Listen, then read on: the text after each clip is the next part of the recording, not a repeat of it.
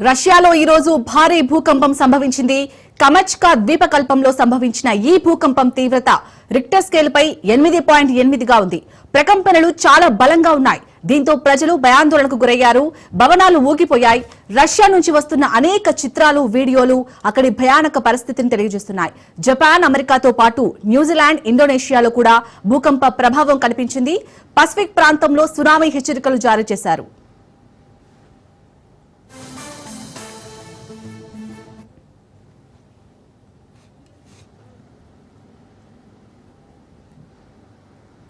Russia, Japan కు tsunami హెచ్చరికలు జారీ కాగా ఉత్తర పసిఫిక్ ప్రాంతంలో రష్యాలోని కురిల్ దీవులు, జపాన్లోని హుక్కైడో దీవులను సునామీ తాకింది.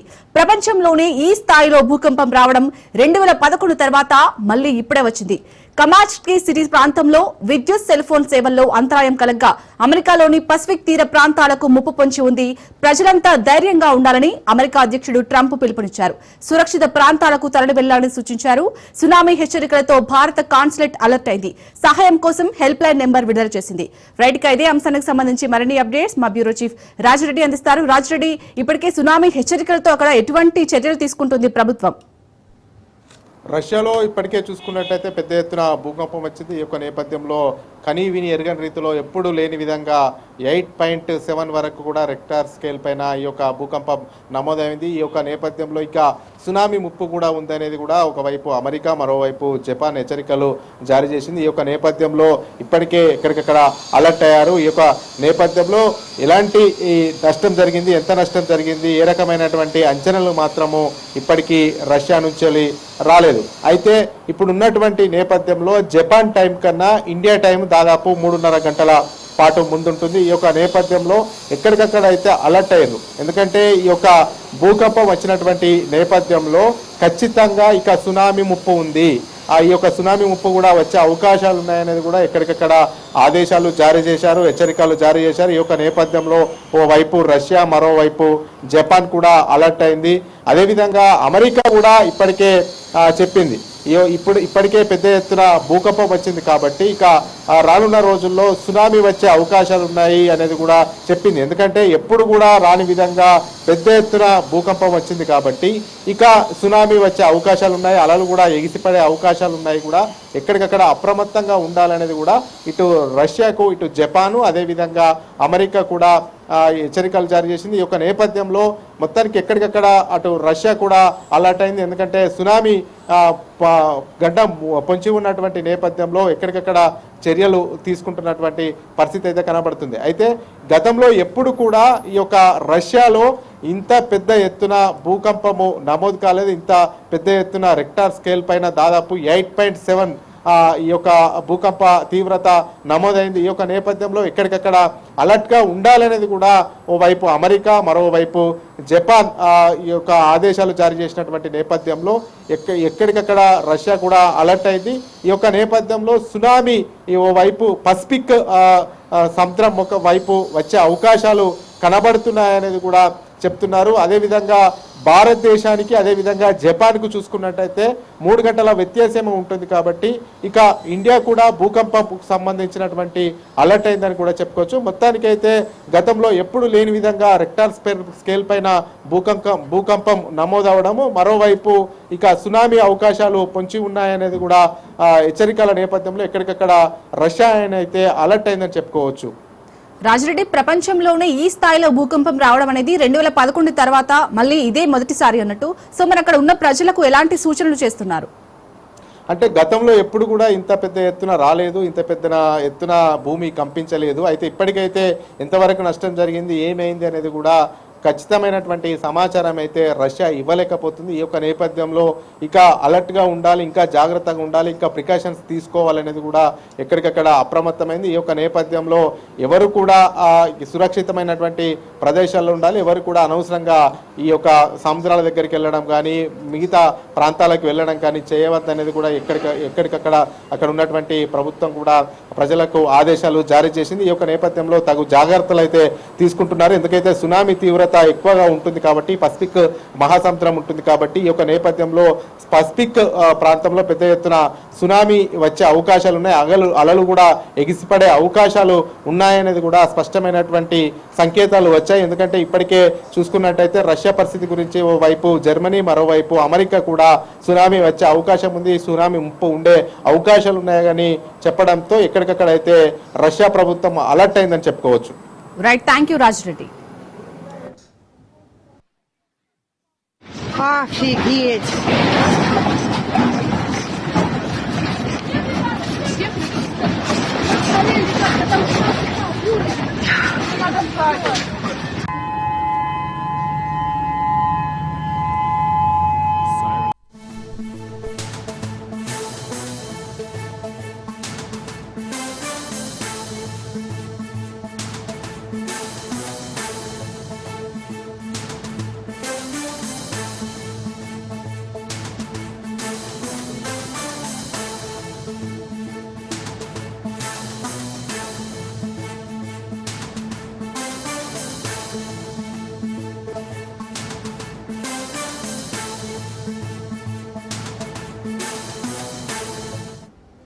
బెట్టింగ్ యాప్ కేసులో ఈడీ దూకుడు పెంచింది. జంగిల్ రమ్మీ యాడ్ ప్రమోషన్ లో పాలు పంచుకున్న ప్రకాష్ రాజ్ ను ఈడీ విచారిస్తోంది. 2 గంటలుగా బషీర్బాగ్ లోని ఈడీ ఆఫీసులో ప్రకాష్ రాజ్ ను ఈడీ అధికారులు ప్రశ్నిస్తున్నారు. ఈడీ నోటీసుల నేపథ్యంలో ఆయన విచారణకు హాజరయ్యారు. ఇక బెట్టింగ్ యాప్స్ కేసులో మనీ లాండరింగ్ జరిగినట్టు ఈడీ భావిస్తోంది. దీంతో తెలంగాణ పోలీసుల ఎఫ్ఐఆర్ ఆధారంగా ఈడీ విచారణ చేస్తోంది. జంగిల్ రమ్మీ యాడ్ లో నటించిన ప్రమోట్ చేశారు ప్రకాష్ రాజ్. అటు 36 బెట్టింగ్ యాప్స్ ప్రమోట్ చేసిన సెలబ్రిటీలకు ఈడీ నోటీసులు ఇచ్చింది.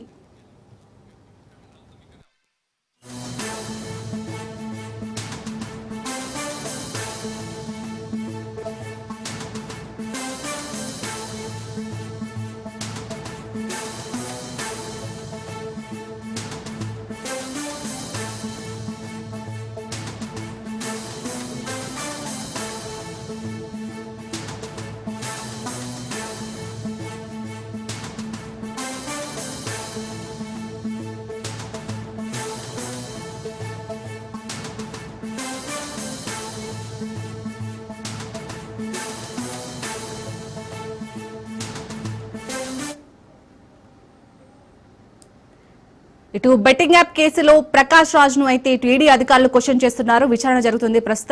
ప్రస్తుతం అక్కడ ఈడీ ఆఫీస్ నుంచి మా ప్రతినిధి రత్నకుమార్ ఉన్నారు. రత్నకుమార్, దాదాపు 2 గంటలుగా విచారణ అనేది కొనసాగుతుంది. ఎటువంటి క్వశ్చన్స్ అడిగే ఛాన్స్ ఉంది ప్రకాష్ రాజ్ ని? బెట్టింగ్ యాప్స్ ప్రమోషన్ కేసులో నటుడు ప్రకాష్ రాజు ఈడీ విచారణకు హాజరయ్యారు. గత 2 గంటలుగా ఈడీ అధికారులు ప్రకాష్ రాజును విచారిస్తున్నారు. గత 10 రోజుల క్రితమే నోటీసులు ఇవ్వడం జరిగింది విచారణకు హాజరు కావాలని ప్రకాష్ రాజుకు. ఇవాళ 10 గంటల సమయంలో ప్రకాష్ రాజు ఈడీ అధికారులు ఎదుట విచారణకు హాజరయ్యారు. ఆయనతో పాటు బెట్టింగ్ యాప్స్ కు సంబంధించి ఆయన చేసినటువంటి ప్రమోషన్ల తాలూకు కూడా కొన్ని డాక్యుమెంట్స్ కూడా తీసుకొచ్చినట్లు తెలుస్తోంది.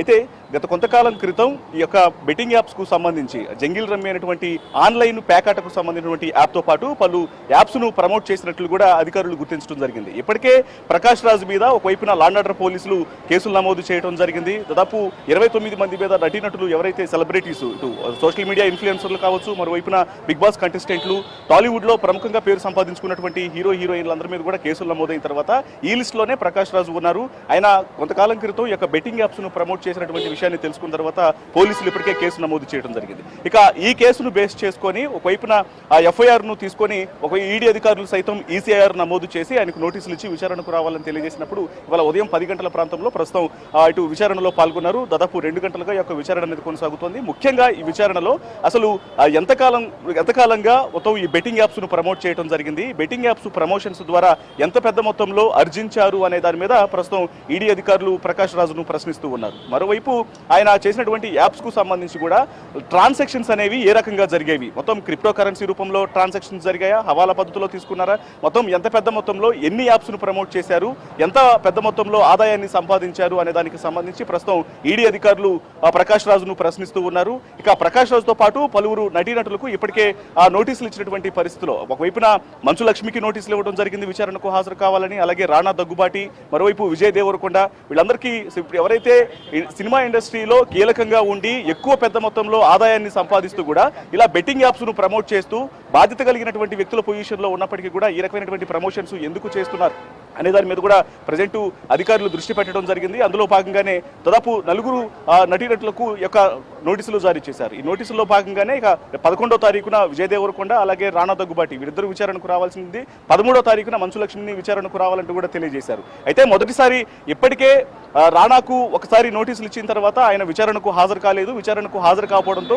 రెండవసారి మరలా నోటీసులు ఇచ్చి విచారణకు రావాలంటూ కూడా తెలియజేశారు. మరి రెండవసారి విచారణకు వస్తారా లేదని ఒక సస్పెన్స్ అనేది కొనసాగుతుంది. మొత్తానికి యొక్క కేసులో ప్రకాష్ రాజును ప్రజెంట్ 2 గంటలుగా విచారణ చేస్తూ ఉన్నారు. మొత్తం జరిగినటువంటి ట్రాన్సాక్షన్స్ కు సంబంధించి ఎంత పెద్ద మొత్తంలో సంపాదించారు అనే దాని మీదనే ప్రజెంట్ యొక్క విచారణ అనేది కొనసాగుతోంది. రత్నకుమార్, అలాగే మెయిన్ గా ఈ బెట్టింగ్ యాప్స్ కేసులో అయితే మనీ లాండరింగ్ జరిగినట్టు ఈడీ భావిస్తుంది. సో ఈ ప్రకాష్ రాజ్ విచారణ తర్వాత అసలు ఎంత మొత్తంలో మనీ లాండరింగ్ జరిగిందనేది ఒక క్లారిటీ వచ్చే ఛాన్స్ కనిపిస్తుందా మనకి? ఇప్పటికే మొత్తం 29 మంది మీద కేసులు నమోదైన తర్వాత 29 సెలబ్రిటీస్ ఎవరైతే ఉన్నారో వీళ్ళందరూ కూడా ఆయా కంపెనీలకు సంబంధించి బెట్టింగ్ యాప్స్ ను ప్రమోట్ చేస్తూ ఆ కంపెనీల నుంచి కూడా పెద్ద మొత్తంలో సంపాదించారు. ఇందులో మనీ లాండరింగ్ జరిగింది అని ఈడీ అధికారులు భావిస్తూ ఉన్నారు. ఇప్పుడు ఆ కోణంలోనే విచారణలు అనేవి కూడా కొనసాగుతున్నాయి.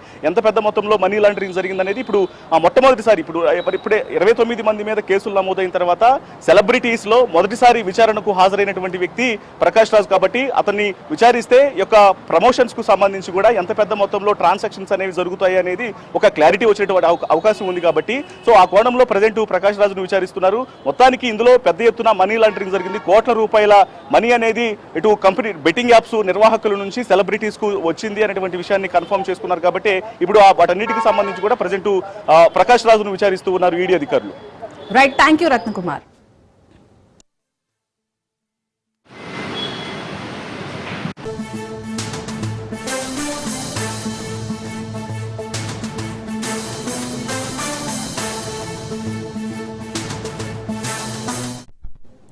భారత్తో వాణిజ్య ఒప్పందం ఇంకా కుదరలేదన్నారు అమెరికా అధ్యక్షుడు డొనాల్డ్ ట్రంప్. ఆగస్టు 1 లోపు ఒప్పందం కుదరకపోతే గరిష్టంగా 25% సుంకాలు విధించే అవకాశం ఉందన్నారు. 20 నుంచి 25% సుంకాలు విధించే యోచనలో ఉన్నామని స్పష్టం చేశారు. ఇతర దేశాలతో పోలిస్తే భారత్ తమపై భారీగా సుంకాలు విధించిందని ట్రంప్ ఆక్షేపించారు.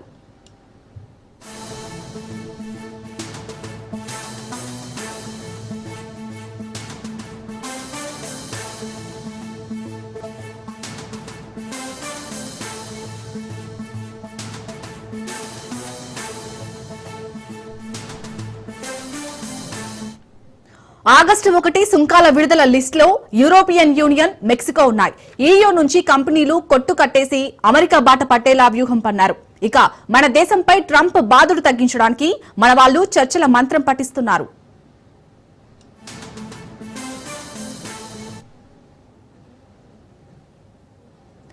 అమెరికా అధ్యక్షుడు డొనాల్డ్ ట్రంప్ సుంకాల విధింపులో బిజీగా ఉన్నారు. మిత్ర దేశం, శత్రు దేశం అని చూడకుండా అన్ని దేశాలపై సుంకాలు బాధేస్తున్నారు. దారికి వచ్చారా ఓకే, లేదంటే కాచుకోండి అంటూ హెచ్చరిస్తున్నారు. ట్రేడ్ డీల్ కుదరకపోతే దబిడి దిబిడి అంటున్నారు. రైట్గా ట్రంప్ వ్యాఖ్యలకు సంబంధించి మరిన్ని అప్డేట్స్ మా ప్రతినిధి సైదులు అందిస్తారు. సైదులు, ట్రంప్ అమెరికా అధ్యక్షుడు డొనాల్డ్ ట్రంప్ సుంకాలు విధించేందుకు ఆయన సిద్ధమవుతున్నారు. దానిలో భాగంగానే భారత్ దేశానికి సంబంధించినటువంటి వస్తువులపైన కూడా భారీ ఎత్తున సుంకాలు విధించాలని చెప్పేసి కూడా ఆయన భావిస్తున్నారు. అంటే ముఖ్యంగా ఆగస్టు 1 లోపు ఒప్పందం కుదరకపోతే ఖచ్చితంగా 20 నుంచి 25% వస్తువులపైన సుంకాలు విధిస్తామని చెప్పేసి కూడా ఆయన చెప్తున్నారు.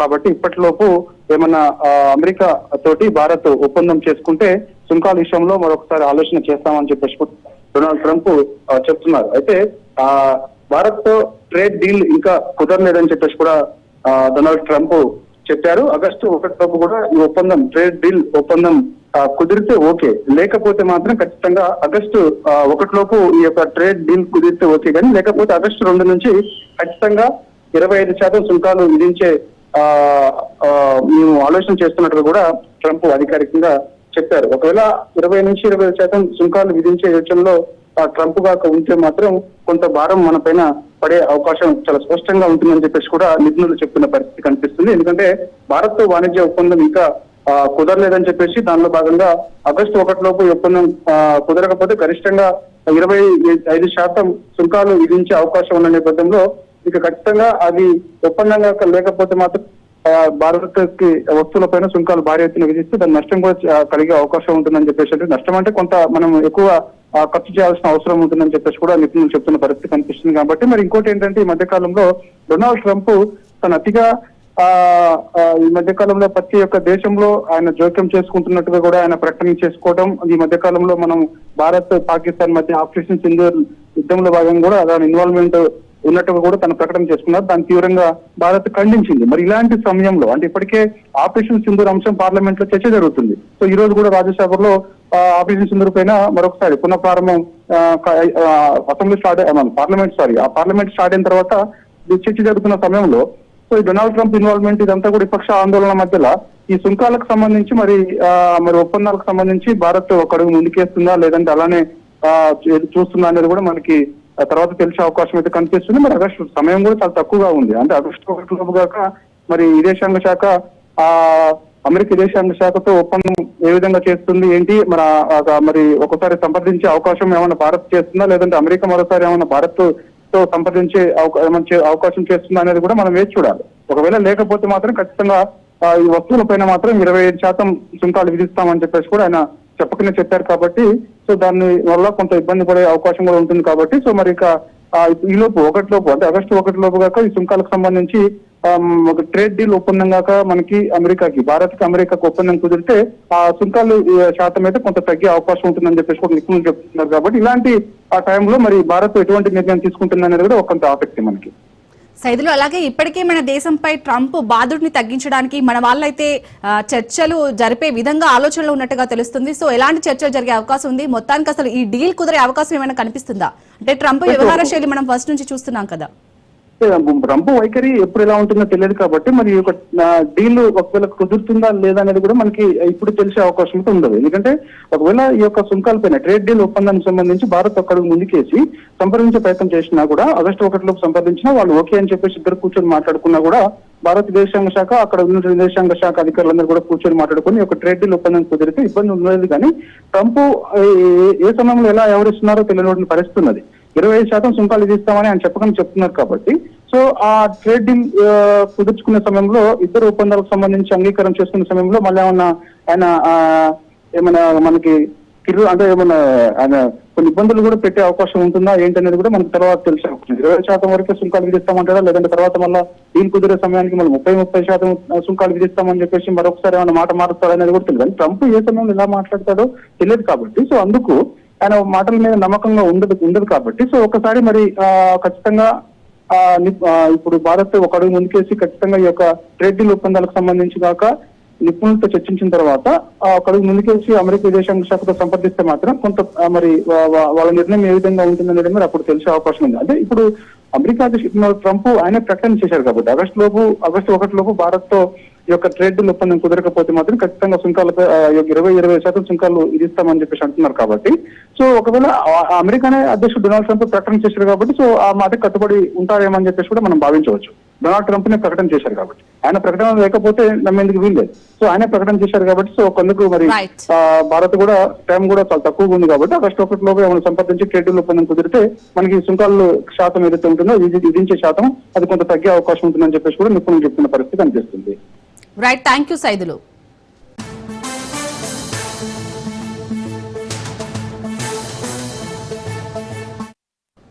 వైసీపీ మాజీ మంత్రి అనిల్ కుమార్ యాదవ్ కు మరోసారి నోటీసులు అందాయి. ఆయనకు రెండోసారి నోటీసులు అందించారు కోవూరు పోలీసులు. వచ్చే నెల 4న విచారణకు రావాలని ఈ నోటీసుల్లో పోలీసులు పేర్కొన్నారు. టీడీపీ ఎమ్మెల్యే ప్రశాంతి రెడ్డిపై మాజీ ఎమ్మెల్యే ప్రసన్న అనుచిత వ్యాఖ్యల కేసులో అనిల్ కుమార్ యాదవ్ ఏటూగా ఉన్నారు. అయితే ఈ కేసులో విచారణకు రావాలని పోలీసులు గతంలో నోటీసులు అందించారు. గత నోటీసులకు స్పందించని అనిల్ కుమార్ యాదవ్ అరెస్టు భయంతో విచారణకు డుమ్మా కొట్టారు. అదే సమయంలో మాజీ సీఎం జగన్ పర్యటన నేపథ్యంలో పోలీసులు బిజీగా ఉండడంతో తాజాగా ఈ కేసు విచారణను వేగవంతం చేసిన పోలీసులు అనిల్ కుమార్ యాదవ్ కు మరోసారి నోటీసులు అందించారు. కాగా తనను అరెస్ట్ చేస్తారనే సమాచారంతో అలర్ట్ అయిన అనిల్ ఈ కేసుతో తనకు సంబంధం లేదని హైకోర్టులో క్వాష్ పిటిషన్ దాఖలు. హైకోర్టు ఇచ్చే తీర్పుపై ఉత్కంఠ కొనసాగుతుంది.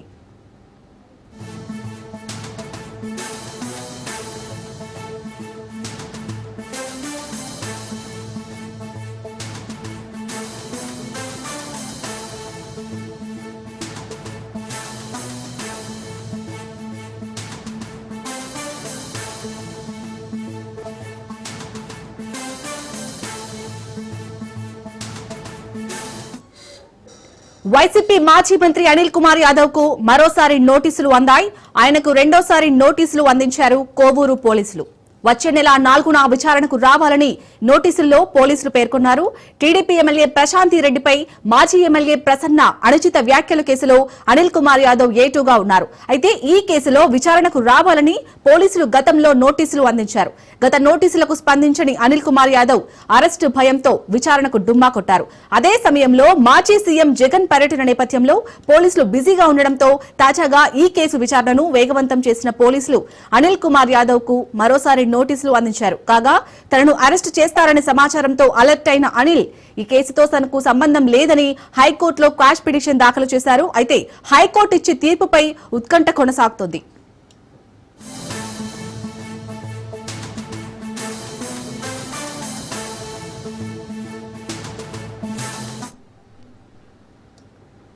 ఇటు వైసీపీ మాజీ మంత్రి అనిల్ కుమార్ యాదవ్ కైతే మరోసారి పోలీసులు నోటీసులు ఇచ్చారు. దీనికి సంబంధించి పూర్తి అప్డేట్స్ మా ప్రతినిధి చరిత్ అందిస్తారు. చరిత్, మొదటగా విచారణకు రావాలని పోలీసులు ఆర్డర్ చేసిన నేపథ్యంలో హాజరు కాలేదు. మరి అనిల్ కుమార్ యాదవ్ ఈసారైనా విచారణకు హాజరయ్యే ఛాన్స్ ఉందా? అలాగే ఇప్పుడు హైకోర్టు ఎలాంటి తీర్పు ఇచ్చే అవకాశం ఉంది? ఏదైతే మాజీ మంత్రి అనిల్ కుమార్ యాదవ్ కు కోవూరు పోలీసులు నోటీసులు జారీ చేశారు. ఏదైతే కోవూరు శాసనసభ్యురాలు వేమిరెడ్డి ప్రశాంతి రెడ్డిపై నల్లపరెడ్డి ప్రసన్న కుమార్ రెడ్డి అనుచిత వ్యాఖ్యలు చేయడం, అదే సందర్భంలో అనిల్ కుమార్ యాదవ్ కూడా అదే వేదికపై ఉండడం, అంటే వారిని సమర్థించే విధంగా కూడా వ్యాఖ్యలను సమర్థించే విధంగా కూడా అనిల్ కుమార్ యాదవ్ వ్యాఖ్యలు కూడా ఉండడంపై అయితే మాత్రం పోలీసులు స్పందించారు. అలాగే ఏదైతే ఈ వ్యాఖ్యల పట్ల అనిల్ కుమార్ యాదవ్ అలాగే నల్లపరెడ్డి ప్రసన్న కుమార్ రెడ్డిపై అయితే మాత్రం కోవూరు ఎమ్మెల్యే ప్రశాంతి రెడ్డి జిల్లా ఎస్పీకి ఫిర్యాదు చేశారు. ఈ తరువాత నల్లపరెడ్డి ప్రసన్న కుమార్ రెడ్డికి 25వ తారీఖున మొన్న 25న విచారణకు హాజరు కావాలంటూ కూడా నోటీసులు జారీ చేస్తే 20వ తారీఖు ఆయన విచారణకు వచ్చినటువంటి పరిస్థితి. అలాగే మాజీ మంత్రి అనిల్ కుమార్ యాదవ్ కు 26వ తారీఖున విచారణకు హాజరు కావాలంటూ కూడా పోలీసులు నోటీసులు జారీ చేశారు. ఈ నోటీసులు జారీ చేసేందుకు ఏదైతే ఇస్కాన్ సిటీలో ఆయన నివాసానికి వెళ్ళగా ఆయన అందుబాటులో లేకపోవడంతో ఆయన ఇంటి గోడకి ఈ యొక్క నోటీసులను అంటించి వచ్చారు పోలీసులు.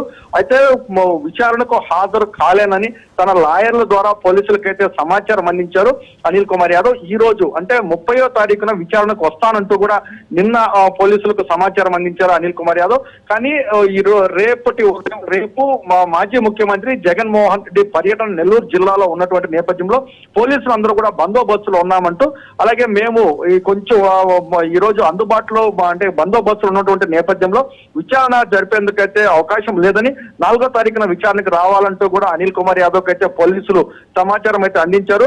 అయితే 4వ తారీఖున అనిల్ కుమార్ యాదవ్ విచారణకు వస్తారా రాదనేది మాత్రం సందిగ్ధత అయితే కొనసాగుతుంది. అయితే ప్రధానంగా అనిల్ కుమార్ యాదవ్ ఈ కేసులో హైకోర్టులో క్వాష్ కి అయితే వెళ్ళున్నాడు. క్వాష్ లో తీర్పు ఏం రాబోతుందని కూడా సర్వత్రా ఉత్కంఠత అయితే నెలకొన్న పరిస్థితి ఉందని చెప్పాలి.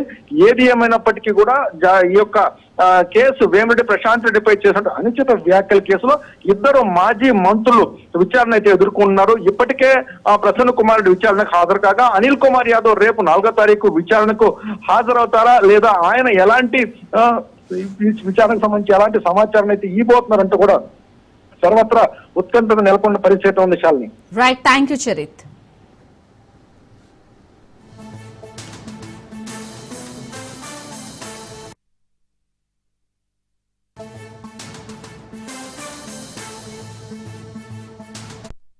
రేపు నెల్లూరులో మాజీ సీఎం వైఎస్ జగన్ పర్యటనకు పోలీసులు ఆంక్షలతో కూడిన అనుమతులు ఇచ్చారు.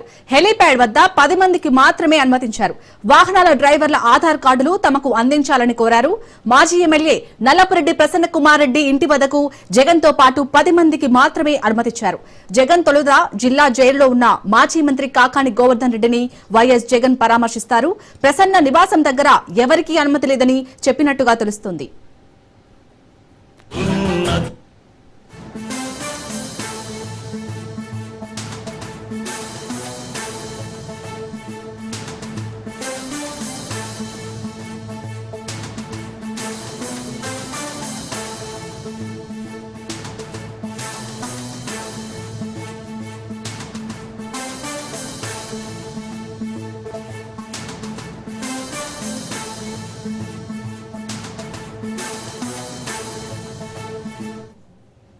రేపు నెల్లూరులో మాజీ సీఎం వైఎస్ జగన్ పర్యటనకు పోలీసులు ఆంక్షలతో కూడిన అనుమతులు ఇచ్చారు. హెలీప్యాడ్ వద్ద 10 మందికి మాత్రమే అనుమతించారు. వాహనాల డ్రైవర్ల ఆధార్ కార్డులు తమకు అందించాలని కోరారు. మాజీ ఎమ్మెల్యే నల్లపురెడ్డి ప్రసన్న కుమార్ రెడ్డి ఇంటి వద్దకు జగన్ తో పాటు 10 మందికి మాత్రమే అనుమతిచ్చారు. జగన్ తొలుత జిల్లా జైల్లో ఉన్న మాజీ మంత్రి కాకాని గోవర్ధన్ రెడ్డిని వైఎస్ జగన్ పరామర్శిస్తారు. ప్రసన్న నివాసం దగ్గర ఎవరికీ అనుమతి లేదని చెప్పినట్టుగా తెలుస్తోంది.